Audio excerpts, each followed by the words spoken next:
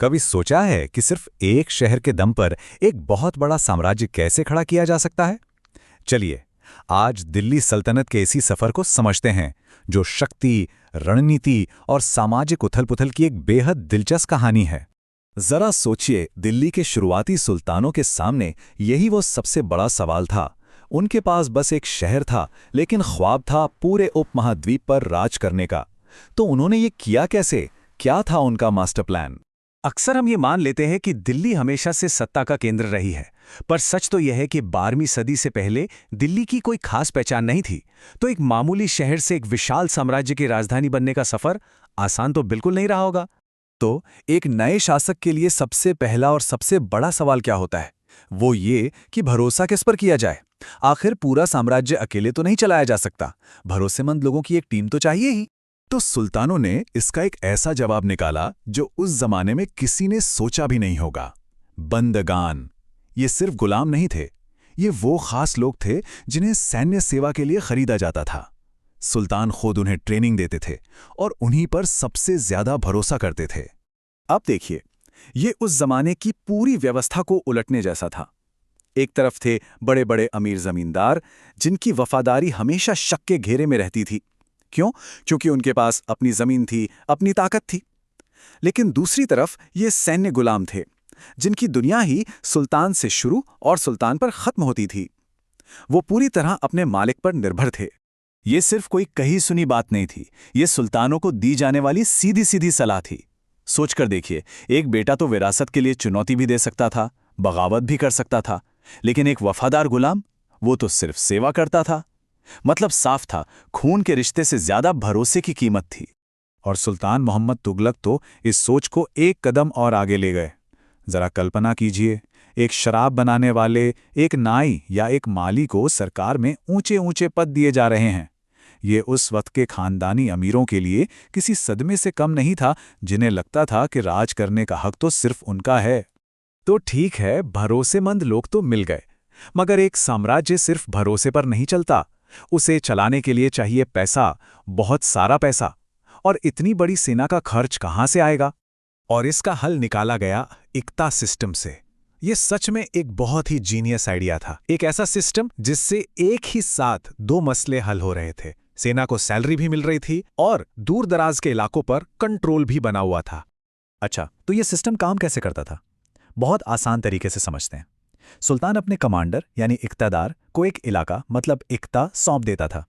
अब इक्तादार की जिम्मेदारी थी कि वो वहां से टैक्स वसूले और उसी पैसे से अपनी और अपने सैनिकों की सैलरी दे। और हाँ, सब कुछ सुल्तान की नज़र में होता था। बाकायदा अकाउंटेंट्स रखे गए थे जो हिसाब रखते थे कि कहीं कोई गड़बड़ तो नहीं हो रही। और टैक्स की बात करें तो ये कोई छोटा मोटा टैक्स नहीं था। अलाउद्दीन खिलजी के दौर में किसानों को अपनी फसल का 50%, जी हां 50% हिस्सा टैक्स में देना पड़ता था। सोचकर देखिए, अपनी मेहनत की आधी कमाई सीधे सल्तनत के खजाने में। इससे पता चलता है कि साम्राज्य की मशीनरी को चालू रखने के लिए कितने बड़े फंड्स की जरूरत थी। लेकिन जाहिर है, जब आप गुलामों को ऊंचे पद देंगे और सदियों से चली आ रही व्यवस्था को इस तरह से चुनौती देंगे, तो पलटकर जवाब तो आएगा ही। और इस टकराव का सबसे बड़ा चेहरा बनी रज़िया सुल्तान।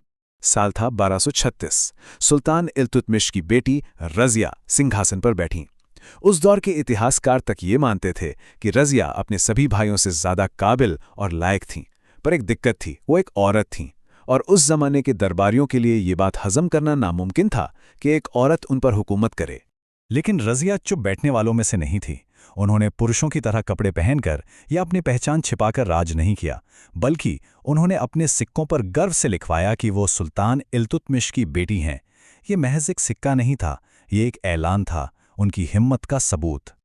अफसोस, उनकी सारी काबिलियत और हिम्मत समाज की उस पुरानी सोच के आगे हार गई। दरबार के अमीरों ने उनके खिलाफ साजिशें की और बगावत कर दी, और सिर्फ 4 साल के अंदर 1240 में उन्हें सिंहासन से हटा दिया गया।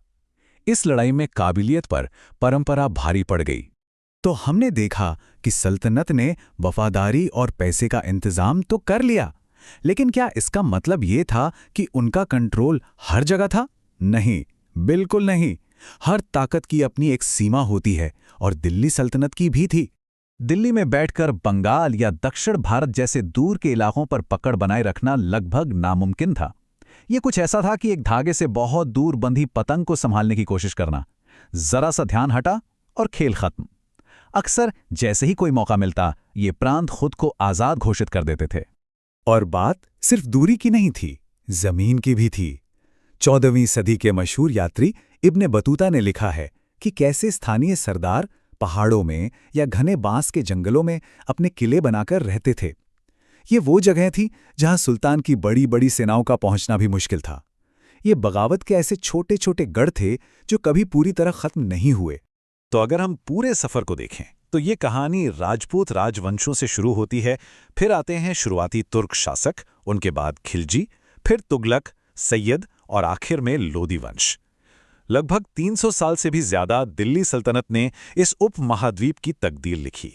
तो कुल मिलाकर दिल्ली के सुल्तानों ने एक साम्राज्य बनाने के लिए पुराने नियम तोड़े, समाज को चुनौती दी और शक्ति के मायने ही बदल दिए।